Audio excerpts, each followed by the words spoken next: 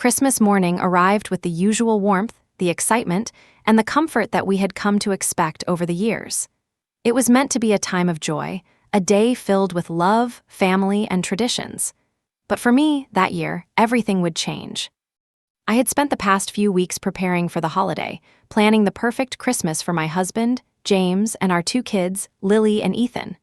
The house was decorated with red and green garlands, twinkling lights, and the smell of cinnamon and freshly baked cookies filled the air.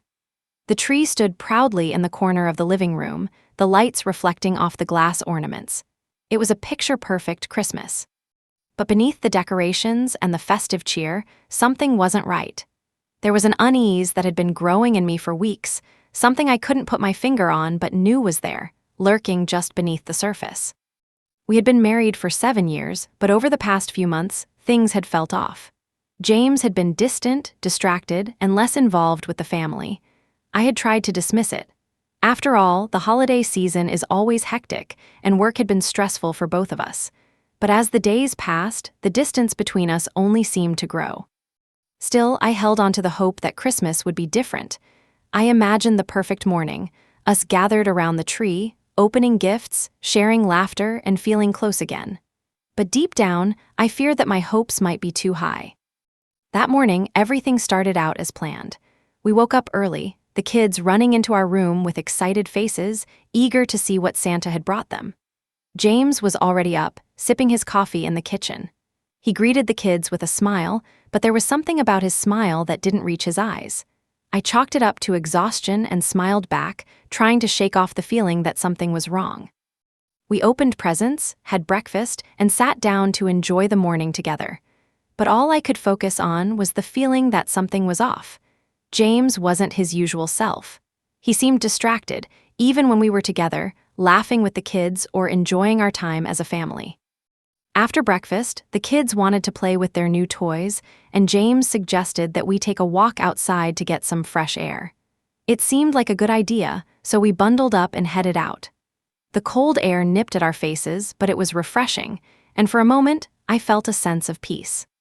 But then, as we walked along the path, James stopped and turned to me, his face serious. My heart skipped a beat as he took a deep breath.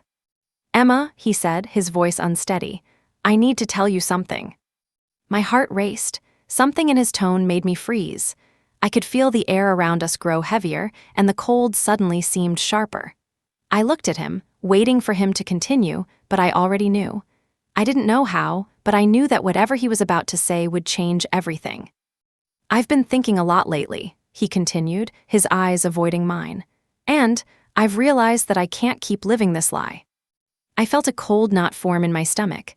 A lie? What was he talking about? "James, what are you saying?" I asked, my voice trembling slightly. The fear was creeping in now, settling deep in my chest. "I'm sorry, Emma," he said, his words rushed, almost like he couldn't get them out fast enough. "I've been seeing someone else." It was as though the world around me stopped. My breath caught in my throat, and for a moment, I couldn't move. I just stared at him, unable to comprehend what he had just said. You're what?" I managed to whisper. "I'm sorry," he repeated, his voice softer now, almost apologetic. "I didn't want to hurt you, but I can't keep pretending. I've been seeing her for a few months now, and I can't keep living this way. I think it's best if we end things." The world around me seemed to blur as his words echoed in my ears. I couldn't process them. I couldn't understand them. How could this be happening? How could the man I had spent my life with, the man I trusted, betray me like this?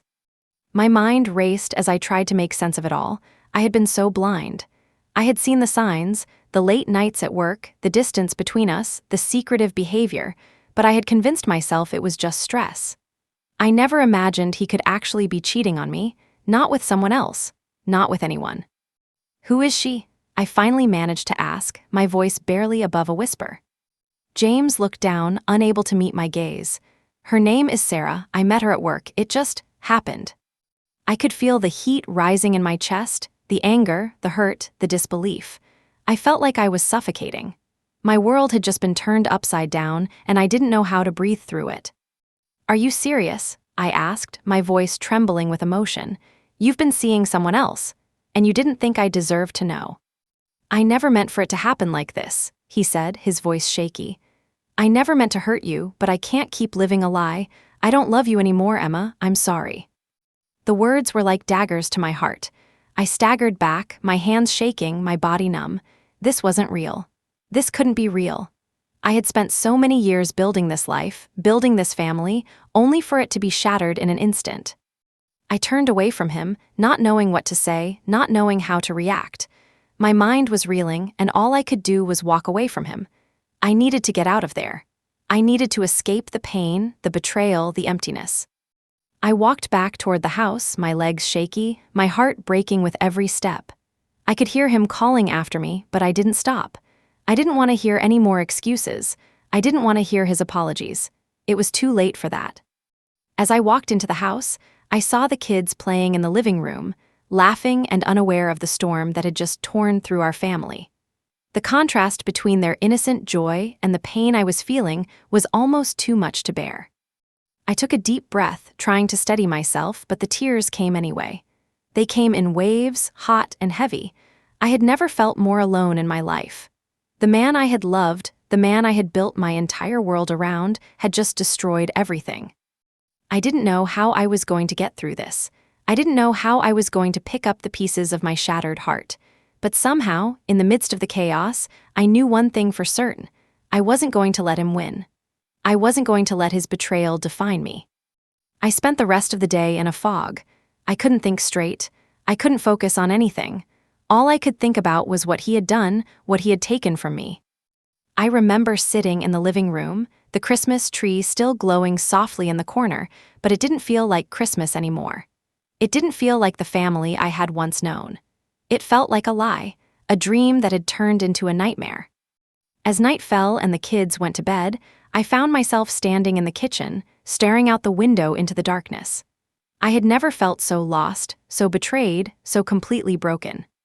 But as I stood there, something inside me shifted. I didn't know how to describe it, but in that moment, I knew I had a choice.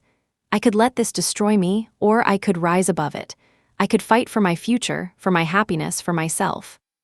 And that was when I made the decision. I wasn't going to let this be the end of my story. This wasn't how my life was going to turn out.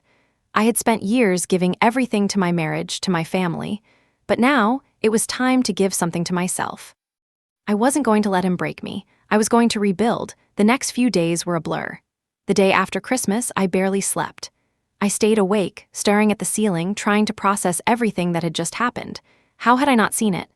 How could I have been so blind to the signs, to the distance, to the coldness in James's eyes? I didn't know.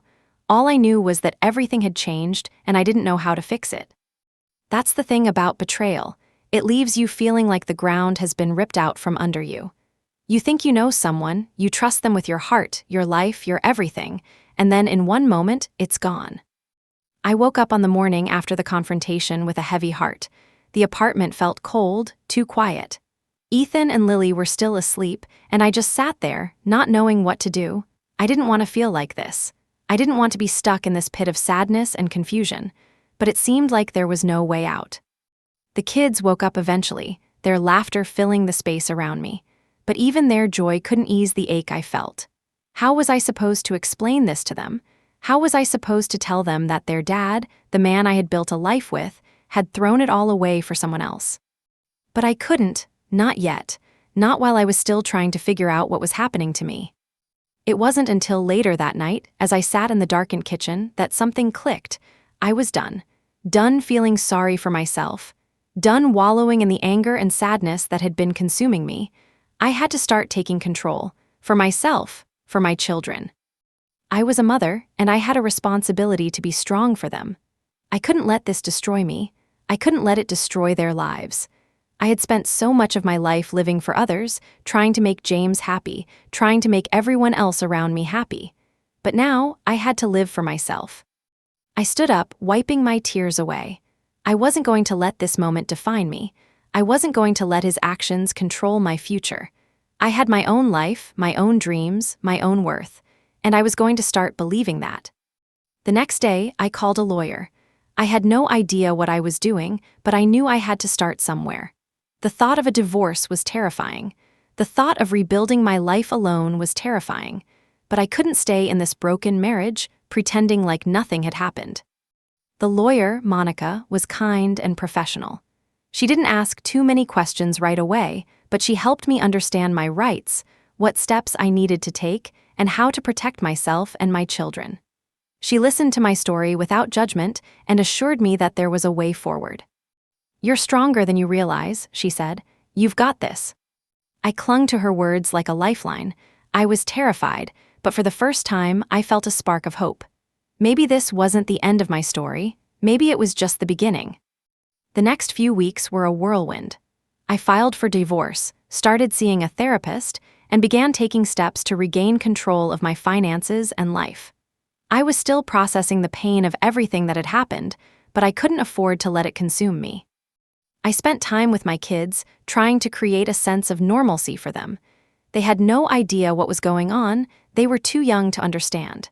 But I knew it wouldn't be long before they asked questions. I had to be prepared. James continued to reach out, sending me texts and leaving voicemails, but I ignored him.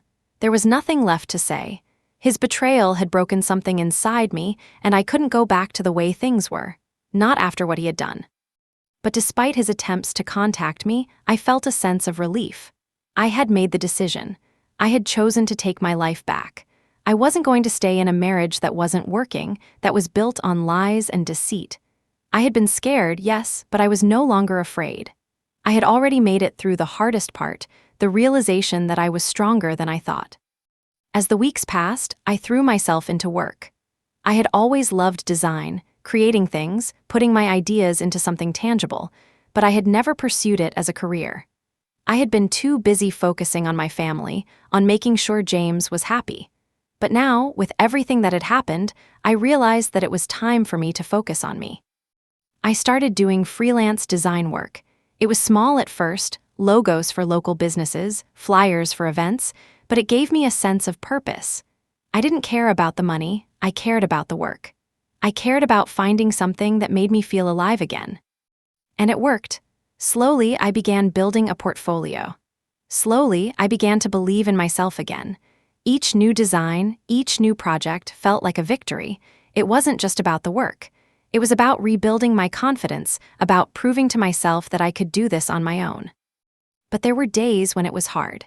There were days when I wanted to give up, when the pain of what had happened felt too much to bear. But I pushed through. Every time I doubted myself, I reminded myself of why I was doing this. I reminded myself of my children, of the life I wanted to build for them. And most importantly, I reminded myself of my own worth. One afternoon, I was sitting in a coffee shop, working on a new design project when I received a call. It was from Rachel, my best friend. "Hey, how's everything going?" she asked, her voice light and reassuring. "It's going," I said, forcing a smile. "I'm busy, trying to keep my head above water." "I know it's tough," she said, "but I see you. You're doing amazing things, Emma. You've come so far." I closed my eyes for a moment, the weight of her words sinking in. I hadn't realized how much I needed to hear that. "Thank you, Rachel. I don't feel amazing, but I'm trying." "You are amazing," she replied. "And I know you're going to make it. You've always been strong. You're just finally realizing it." Her words struck a chord in me. Maybe I had been strong all along, but I had never seen it. I had always been focused on being what others wanted me to be, never stopping to think about what I wanted, what I needed. But now, that was changing. I was learning to stand up for myself, to believe in myself. As I continued my work, I received a message one day that changed everything. It was from Monica, the lawyer. She had been working with me on the divorce, and we were getting closer to finalizing everything. The message was short, but the implications were huge. "Emma, I've been reviewing your financials. I found something I think you need to know." My heart skipped a beat. What could this be? I opened the message. "I've uncovered some assets that were hidden by James," Monica continued. "It seems like he had been planning this divorce for a while. I'm sending the details to you now." I opened the attached file and stared at the numbers, my mind racing. James had been hiding money. He had been preparing for this long before I ever knew it was coming. The depth of his deceit hit me like a punch to the gut. But as I sat there, staring at the screen, something shifted inside me. I wasn't going to let him get away with this. I wasn't going to let him take what was mine. Not anymore. I spent the next few days working with Monica to gather the evidence and get everything in order. It felt like a battle, and I wasn't going to lose. I was no longer the woman who had stood silently by as her husband made decisions for her. I was taking control of my own life, and I wasn't going to let anyone take that from me. The final divorce hearing was set for a week later, and I knew it was time. Time to close this chapter for good. Time to take the last step in reclaiming my life. The day of the hearing arrived, and I walked into the courtroom with my head held high. I had spent so much of my life second-guessing myself, living in the shadow of someone else's choices. But today was different.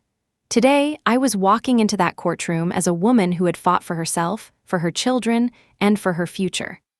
I looked across the room at James. He was sitting there, looking as cold and distant as he had the day he told me about the affair. But this time, it didn't bother me. I wasn't afraid of him anymore. As the hearing began, I listened carefully to everything that was said. I didn't care about his excuses or his apologies.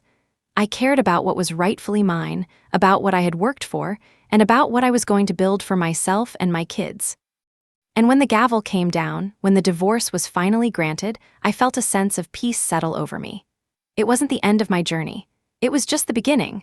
The weeks after the hearing felt like a surreal blur. It was like the world around me had changed, but I hadn't yet caught up. I could still remember the cold, emotionless way James had looked at me in that courtroom, as though the last 7 years meant nothing. It was almost as if I had never existed to him at all. But what hit me the hardest was the sense of finality. It was done. The chapter that had defined so much of my life was over. I had expected a sense of relief. I had expected the weight to lift, to feel free from the burden of the life I had been living, and in some ways I did. But there were moments, especially in the quiet, when the reality of what had happened sank in. I was alone. I was starting over, and I had no idea where to begin. At first, I didn't know what to do with myself. The apartment was quiet without the noise of arguments, without the hum of a shared life. I walked through the rooms, touching the furniture, running my fingers over the surfaces that I had once cared about, but now they felt like a different world. It was mine, and yet it didn't feel like home yet. It felt like an unfamiliar place I was still getting used to. The kids, thankfully, had been taking everything better than I expected. They had their own little world of wonder, filled with toys and games and school, their lives moving forward with the same innocence they had always had. But I could see in their eyes that something had changed. Lily, my oldest, had started asking questions. Simple ones. Questions that cut deep. "Mom, why don't you and Daddy talk anymore?" She had asked one evening after dinner, her voice soft, as though she were afraid of the answer. I smiled at her, my heart aching. Because sometimes, grown-ups don't always agree on everything, and they need to figure things out. But that doesn't mean I don't love you. I'll always love you. She didn't ask any more questions after that.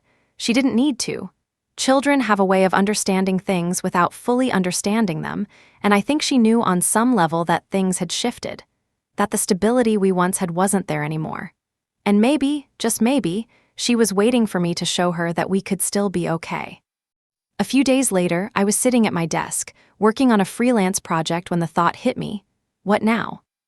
I had spent so much time living for everyone else, making sure James was happy, making sure the kids were taken care of, making sure the house was perfect.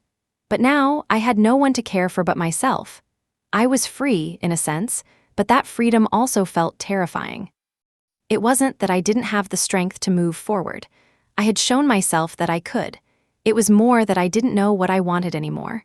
I didn't know what would make me happy now that I had the freedom to choose for myself.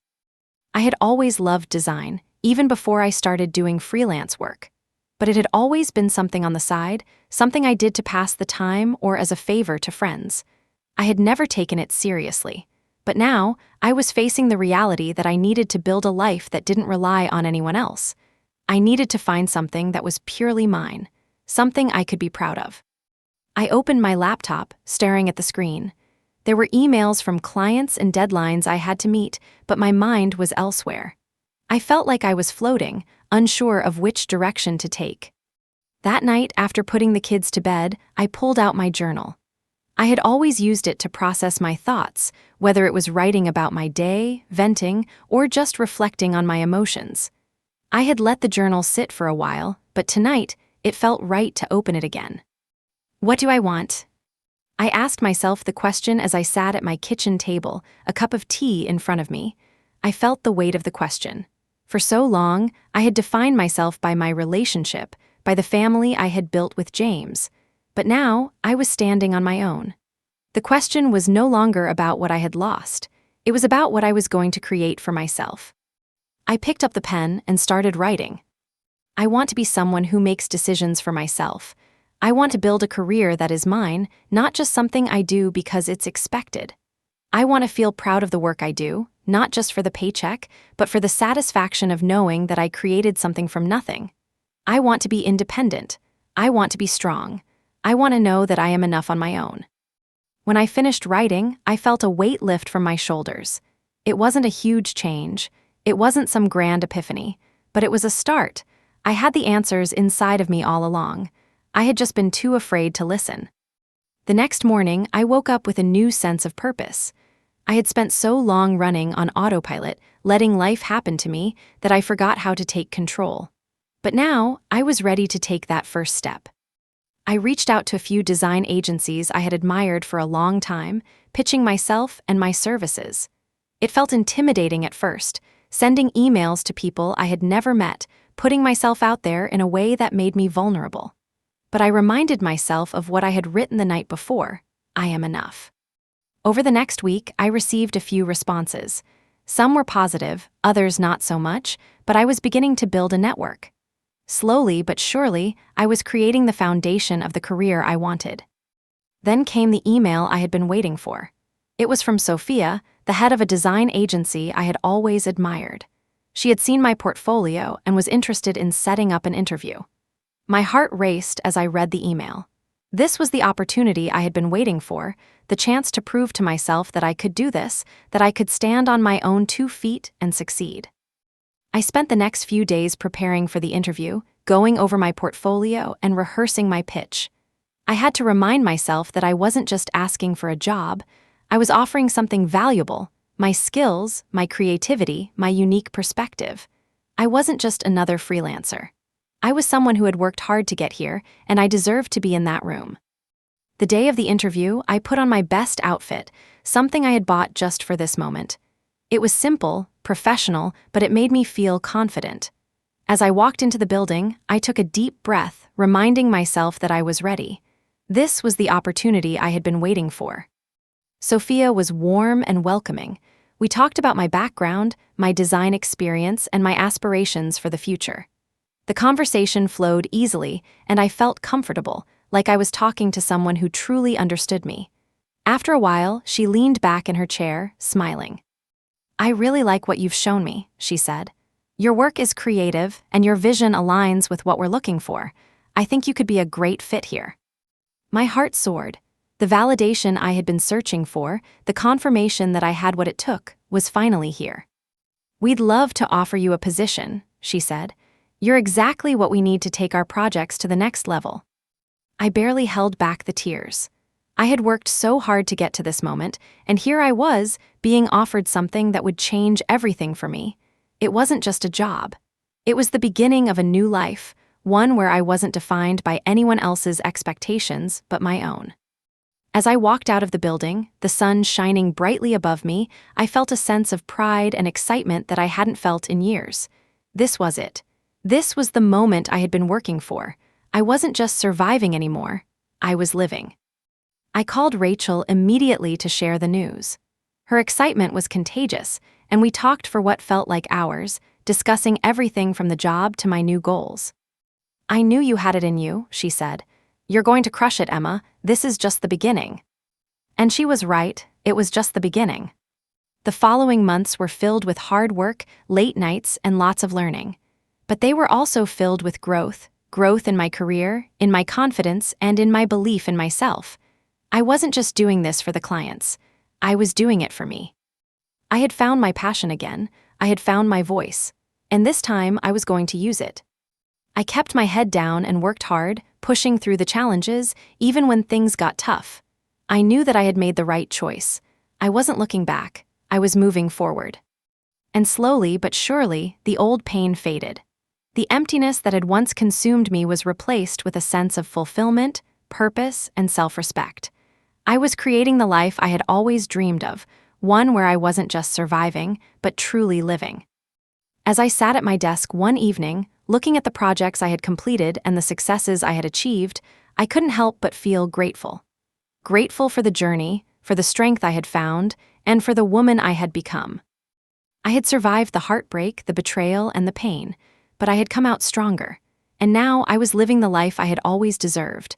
I woke up the next morning with a dull ache in my chest. The air felt colder, the silence louder. Even though it was still early, I could hear the world outside waking up, but inside, everything felt still. The betrayal, the divorce, and everything that had happened were weighing on me, but something had shifted.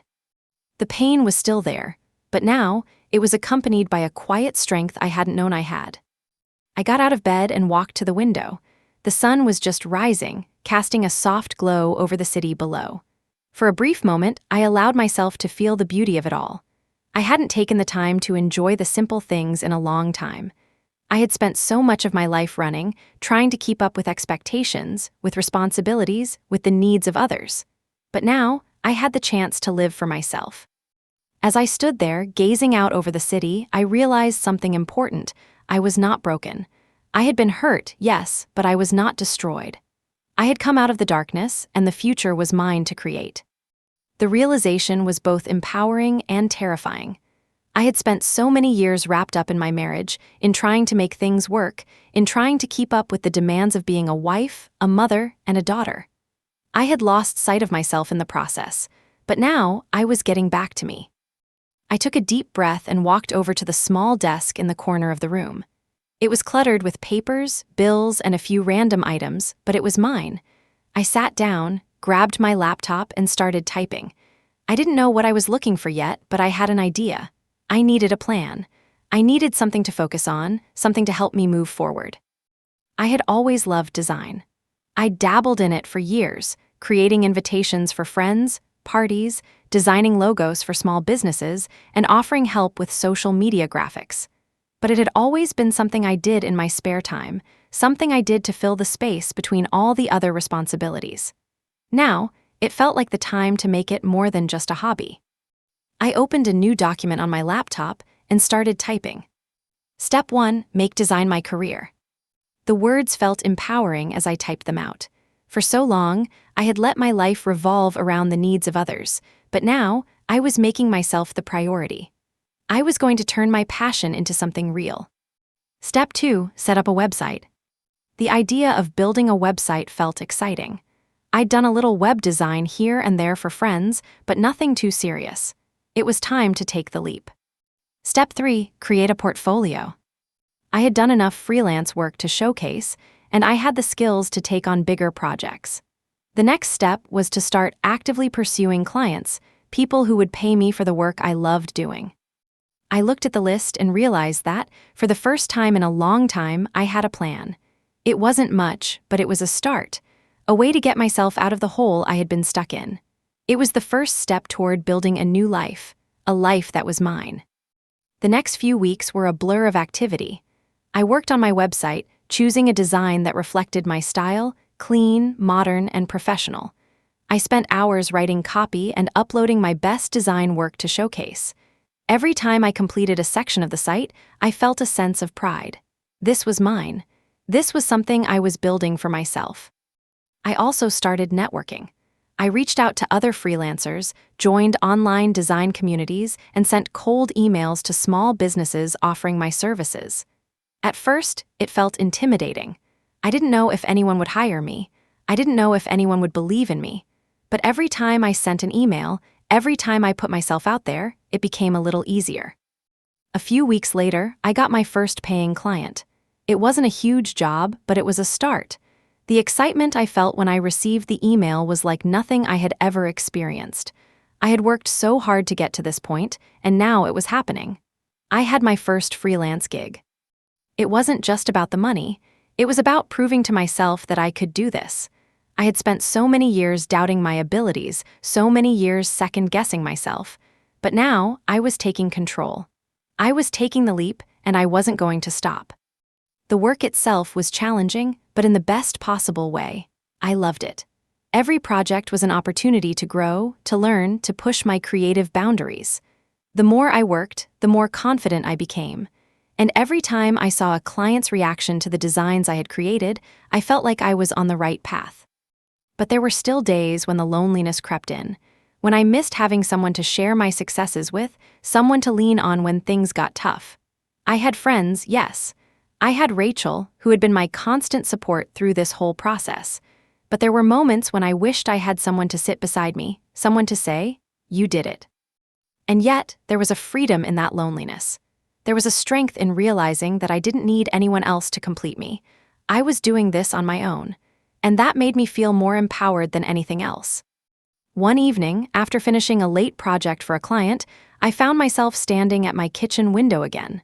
The city was quiet, the lights twinkling like stars against the night sky.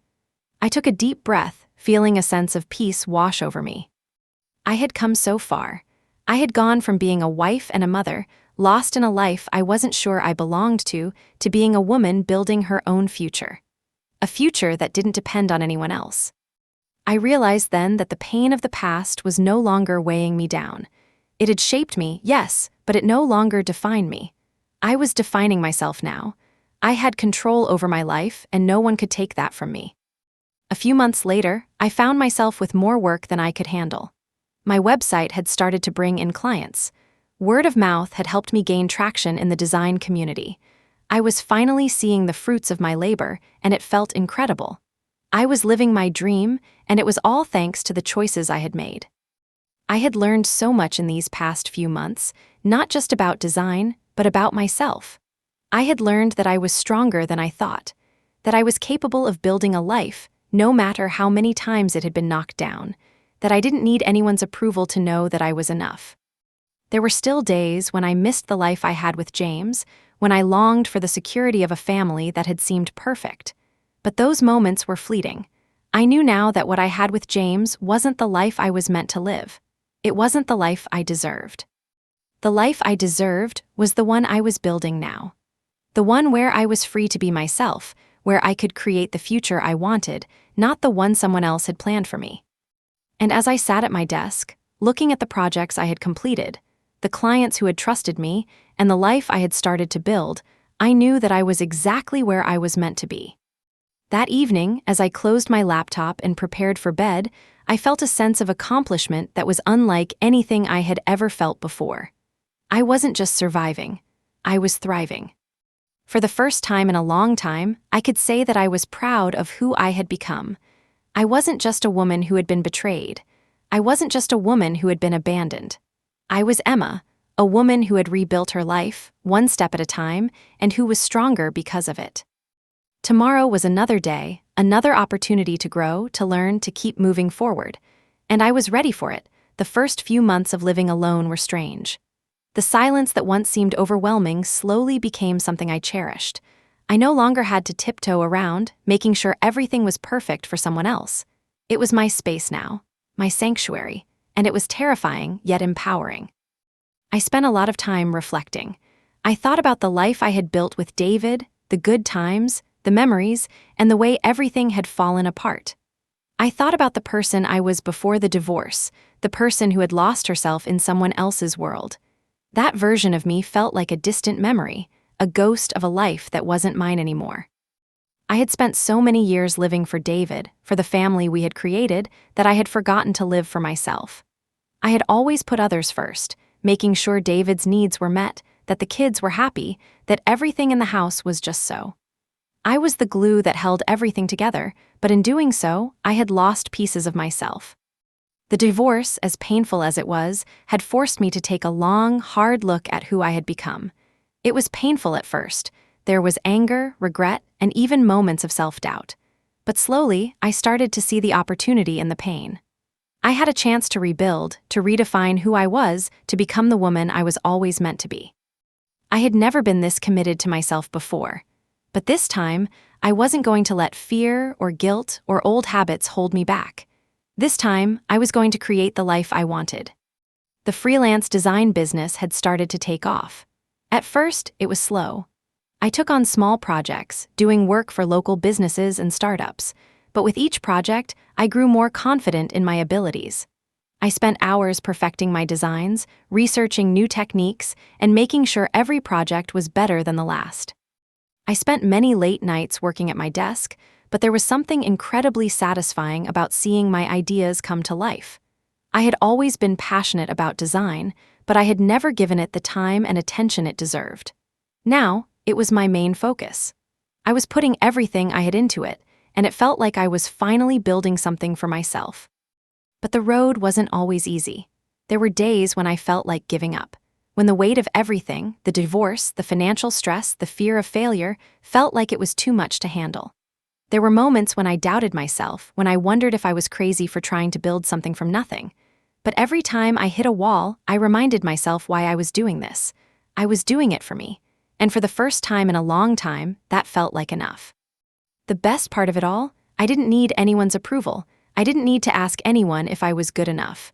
I was the one calling the shots, the one driving my own success.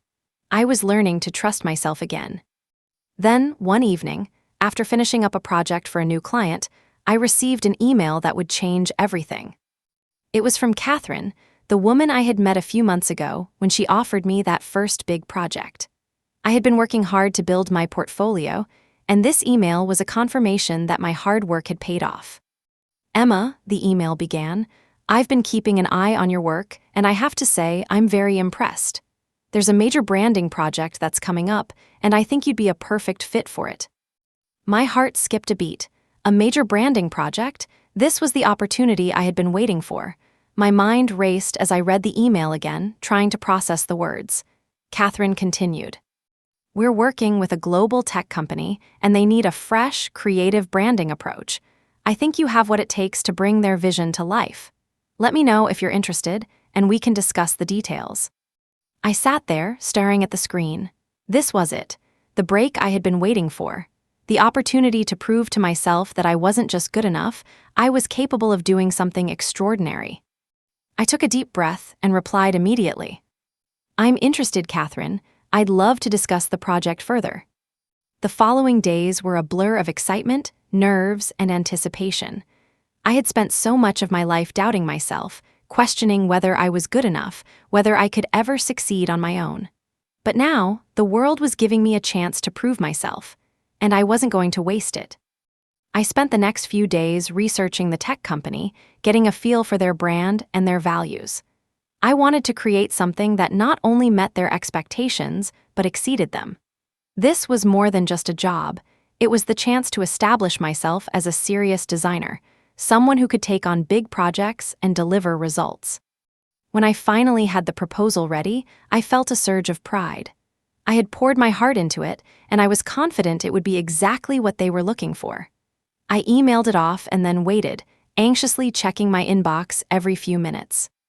2 days later, I received a response. "Emma, we've reviewed your proposal, and we'd like to move forward. You've got the job." I couldn't believe it. I had just landed my biggest project to date. My heart raced, my hands shook, and for a moment I just sat there, staring at the email. This was the moment I had been waiting for, and now it was real. I picked up the phone to call Rachel, the one person who had always been there for me. "You did it," she said, her voice filled with excitement. "I knew you would. I'm so proud of you, Emma." Her words meant more to me than she could ever know. I had worked so hard to get here, and hearing her say that I had made it felt like everything was finally falling into place. "This is just the beginning," I said, smiling. "I'm not stopping now." The next few months were a whirlwind. The project was challenging, but it was also exhilarating. I worked late into the night, refining my designs, presenting ideas, and collaborating with the team at the tech company. There were moments when I doubted myself, when I questioned if I was capable of meeting their high expectations. But each time, I pushed through. I reminded myself that I was here for a reason, that I had earned this opportunity. And when the project was finally completed, when I saw the branding come to life, I felt a sense of accomplishment that I had never experienced before. It wasn't just about the design, it was about everything I had overcome to get to this point. I had fought for my independence. I had fought for my happiness, and now I was reaping the rewards. The tech company loved the work, and Catherine was thrilled with the results. She even offered me another project, and soon, I had a steady stream of clients lining up for my services. But the best part wasn't the success or the clients or the money, it was the feeling that I was in control of my life. For the first time, I wasn't dependent on anyone else's approval. I was doing this for me. It wasn't just the work that had changed me, it was everything. I had learned how to take care of myself, how to prioritize my needs, and how to say no to things that didn't serve me. I had started to love myself again. And one evening, as I sat at my desk, looking over my projects, I realized that I had come full circle. I wasn't the same woman who had walked away from her marriage, uncertain of her future. I was someone new, someone stronger, someone who had learned to stand on her own. I wasn't afraid anymore. I had built this life, I had created my future. And I was just getting started. Let me know if you'd like to continue or if you'd like any adjustments. The night after I received the email about the project, I sat at my desk, staring at my computer screen.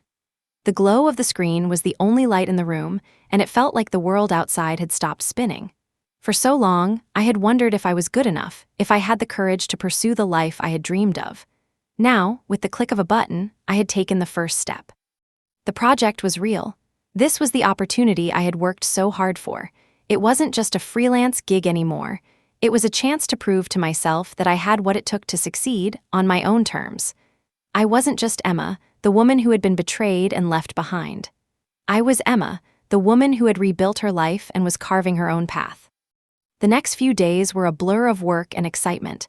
I threw myself into the project with a passion I hadn't felt in years. I spent hours at my desk, designing, tweaking, creating. Every detail mattered. I wasn't just doing this for the paycheck or for the recognition. I was doing it for myself. I wanted to create something that was not just good, but something that made me proud. In between the work, I found myself thinking back to everything that had led me to this point. The moments of heartbreak, the feeling of losing everything, and then finding the strength to start over. It wasn't easy, and there were days when I wanted to give up. But now, I could see it all coming together. The pain had led me here, and in the end, it had made me stronger. It wasn't just about the work, it was about reclaiming my life, about finding my voice again. I had spent so much of my life trying to please others, trying to live up to expectations that weren't mine. But now, I was doing it for me, and that was everything. A few weeks later, the project was complete. I sent the final designs off to the client, and the wait for their feedback felt like an eternity. I checked my email obsessively, hopping for a response, but the hours dragged on without any word. Every time my phone buzzed, my heart skipped a beat, but it was never from the client. It was always something else, advertisements, junk mail, messages from friends. I couldn't focus. I had done my best, and now it was out of my hands. But then, on a Friday afternoon, it came. An email from Catherine. "Emma, we've reviewed the final designs, and I'm thrilled with the work you've done. You've exceeded our expectations, and we're excited to move forward with you on future projects. I'll be in touch soon about next steps." I sat back in my chair, my heart racing as I reread the email. The words seemed to float in front of me as I processed them. They were perfect, everything I had hoped for. I had done it. I had succeeded. I had proven to myself that I was capable of more than I ever imagined. I wanted to jump up and celebrate, but instead, I just sat there, taking it all in. This was the moment I had been waiting for. It wasn't just the success of this one project, it was the confirmation that I could do this. I wasn't just building a business, I was building a future that was mine. The weeks that followed were filled with new projects, new opportunities, and a growing sense of confidence. I continued to work with Lark Design Agency, taking on more challenging and exciting projects. Each one pushed me further out of my comfort zone, but with each challenge, I became more sure of myself, more confident in my abilities. I wasn't just another freelancer. I was building a reputation, one design at a time. But there were moments when I had to remind myself that I wasn't just a designer. I wasn't just a worker. I was a woman who had rebuilt her life from the ground up, and with every new project, I was proving that I could do anything I set my mind to. There were still days when I thought about James, when the pain of what had happened resurfaced, but it was different now. I had learned to let go of the anger, the hurt. I had accepted that I couldn't change the past, but I could control my future. I wasn't waiting for him to apologize. I wasn't waiting for anyone to give me permission to succeed. I had already decided that I was going to live my life on my terms, and no one could take that away from me. As the months passed, I began to realize something even more important. I was no longer just surviving. I was living. I had spent so many years wrapped up in the expectations of others, trying to be the perfect wife, the perfect mother, the perfect daughter. But in the process, I had forgotten who I was. I had forgotten to live for myself. Now, I was discovering what it meant to truly live. I had started going out more. I joined a local design community and made new friends. I took time for myself, went to art galleries, attended workshops, and explored new hobbies I had never had the chance to try before. I was no longer hiding behind the roles I had played in my marriage. I was embracing the woman I had become and the woman I was still becoming. One evening, I decided to take a walk through the city. The streets were quiet, the lights casting long shadows on the pavement. It was a peaceful night, and as I walked, I thought about everything I had been through. The pain, the heartbreak, the fear, and the uncertainty. But I also thought about how far I had come, how much I had learned, and how strong I had become. As I walked past a small cafe, I saw a familiar face through the window. It was Rachel, sitting with a friend, laughing. I smiled to myself. Rachel had been my rock throughout all of this, always reminding me of my worth, always encouraging me to believe in myself. I hadn't realized how much I needed her until I saw her that day. I walked into the cafe and waved at her. She looked up and smiled, her eyes lighting up when she saw me. "Emma, come join us," she called out, waving me over. I walked over to her table and sat down, feeling the warmth of her friendship wash over me. The conversation flowed easily, as it always did with Rachel. We talked about everything, about the latest projects I had been working on, about her own life, and about the things we were both looking forward to in the future. For the first time in a long time, I felt truly content. I wasn't just surviving, I was thriving. I had found my passion again, and I was learning to embrace the future with open arms. The next few months were a whirlwind of new projects, new opportunities, and personal growth. But the biggest change wasn't in the work I was doing, it was in myself. I had spent so long living for others, but now I was living for me. I had finally found my voice. I had built a life that was mine. And as I stood on the edge of this new chapter, I knew that anything was possible. I didn't need anyone's validation. I didn't need anyone to tell me I was enough. I knew that for myself, and that made all the difference. As I stood in front of the mirror one morning, getting ready for another busy day, I couldn't help but smile. The woman staring back at me was someone I had grown to love. She was strong, capable, and ready to take on whatever came her way. I wasn't looking for perfection anymore. I wasn't looking for approval from anyone else. I was looking for happiness, for fulfillment, for a life that I could call my own. And I was living it. The months following the divorce had been a whirlwind of self-discovery, hard work, and growth. In many ways, I had rebuilt my life from the ground up, piece by piece. But no matter how much I accomplished, there was always that nagging feeling, the feeling that there was still something missing, something I had to prove both to myself and to the world. I wasn't just moving on, I was changing, evolving, and becoming someone entirely new. I had spent so much time living for other people, trying to make James happy, keeping up with the expectations of his family, ensuring that everything was perfect. I had sacrificed so much of myself, convinced that my worth was tied to how well I could meet others' needs.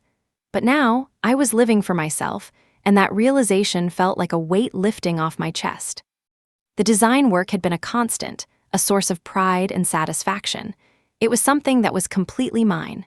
Every project, every design, every client was another step closer to building the life I wanted. But the real transformation wasn't just in the work I was doing, it was in who I was becoming. I wasn't just a woman who had been betrayed. I was a woman who had stood up for herself and created something out of nothing. I was learning to trust myself. I was learning to believe that I was enough. And with that trust came the courage to take bigger risks, to put myself out there even more. It was a crisp morning when I received an email that made my heart race. It was from Catherine, the woman I had worked with months ago on the tech branding project. I had continued to work with her agency, taking on new and exciting projects, but this email was different. The subject line read, Exciting opportunity, let's talk. I opened the email, my eyes scanning the words quickly. Emma, I hope you're doing well. I have an exciting new opportunity for you. We're working on a major project with a global client, and I believe you'd be a perfect fit. Let's chat when you're available this week. I stared at the screen, trying to process the words. Another big project? This could be the breakthrough I had been waiting for. My hands shook slightly as I typed a reply, eager to jump on the opportunity. The next day, Catherine and I spoke on the phone, and she shared more details about the project. It was a branding overhaul for a well-known tech company that had just launched a new product. They were looking for someone with fresh ideas, someone who could take their brand to the next level. It was exactly the kind of project I had been dreaming of. I'm excited about this, Emma, Catherine said. We need someone who can really push the envelope, and I believe you're the one who can do it. Are you on board? I didn't even hesitate. Yes, I'm in, let's do this. And just like that, I had a chance to work on a major project, something that could propel my career to new heights. My heart raced with excitement, but I kept my voice steady. This was my chance. This was my moment. The next few weeks were a blur of meetings, brainstorming sessions, and late nights spent working on the designs. The pressure was immense, but for the first time in a long time, I felt alive. The creative energy flowed through me like never before, and I poured myself into the work. Every idea I had, every design I created, was a step closer to making something extraordinary. There were moments when self-doubt crept in. There were times when I questioned if I was truly capable of handling such a big project. But every time that doubt surfaced, I pushed it aside. I reminded myself that I was here because I had earned this. I reminded myself of everything I had been through, of the pain and the struggle that had brought me to this point. I was stronger than I had ever been, and this was my time to shine. As the project progressed, I could feel myself growing more confident. I wasn't just designing for someone else's brand. I was designing for myself. This project was a reflection of everything I had worked for, everything I had become. It was my opportunity to prove that I wasn't just another freelancer. I was a force to be reckoned with. The feedback from the client was overwhelmingly positive. They loved the direction I was taking, the ideas I had brought to the table, and the bold, innovative designs I had created. It was exactly what they had been looking for, and every compliment, every word of praise, made me feel like I was on top of the world. One evening, after another successful round of feedback from the client, I sat down at my desk, feeling a sense of accomplishment wash over me. I had just completed one of the most challenging projects of my career, and it had been a huge success. But something inside me still felt incomplete. I thought about everything I had been through, the heartbreak, the betrayal, the pain of losing my marriage, and then the slow process of rebuilding my life. I thought about how far I had come, how much I had grown, and how much I had learned. And for the first time, I allowed myself to feel proud. I wasn't just surviving anymore, I was living, and I was thriving. But it wasn't just the work that had changed me, it was everything. I had learned how to live for myself, how to trust my instincts, and how to create my own happiness. I wasn't waiting for someone to give me permission to be happy. I was creating my own happiness, and it was more fulfilling than I had ever imagined. The next few months were filled with more work, more success, and more growth. I continued to take on larger projects, and my reputation as a designer grew. But the most fulfilling part of it all was the confidence I had gained in myself. I no longer needed validation from others. I knew my worth. I knew what I was capable of, and I wasn't afraid to go after what I wanted. One afternoon, as I sat in a cafe, sipping my coffee and reviewing a design brief, I received a message from Rachel. She had been my constant throughout everything, and her friendship had been a lifeline during the darkest times. Rachel, I know you're busy, but I just wanted to say how proud I am of you. You've worked so hard, and it's paying off. You're doing amazing things, Emma. I smiled as I read her message, feeling a wave of gratitude wash over me. Rachel had been there when I needed her most. She had believed in me when I couldn't believe in myself, and now I was living proof that her faith in me hadn't been misplaced. Me. Thank you, Rachel. I couldn't have done it without you. I feel like I'm finally on the right path. Rachel, you're more than on the right path. You're living the life you were always meant to live. and you deserve every bit of success that's coming your way. I put my phone down and looked around the cafe. The world felt bigger now, full of endless possibilities. I wasn't just a woman who had been through heartbreak. I was a woman who had taken her life back, who had built something amazing out of nothing. And I realized that this was only the beginning. There was so much more ahead of me, so many opportunities to explore, so many dreams to chase. I wasn't waiting for anything anymore. I was going to make it all happen myself. The next year flew by in a whirlwind of success and personal growth. My business was flourishing. I had more clients than I could handle, and I was being invited to speak at design conferences and collaborate with other creatives. The recognition I had once dreamed of was becoming a reality. But even with all the success, I never forgot where I had come from. I never forgot the woman I had been, the woman who had walked away from everything, unsure of herself, unsure of her worth. But that woman was gone now. She had been replaced by someone stronger, someone more confident, someone who knew that she was worthy of everything she had achieved. I had learned that I was enough. I had learned that I didn't need anyone else to define me. And I had learned that the greatest success was not in what I had achieved, but in the strength I had found within myself. As I stood on stage at a design conference a year later, speaking to a room full of people who admired my work, I couldn't help but smile. This was my moment. This was the life I had built, and it was more beautiful than anything I could have ever imagined. The journey wasn't over, it was just beginning.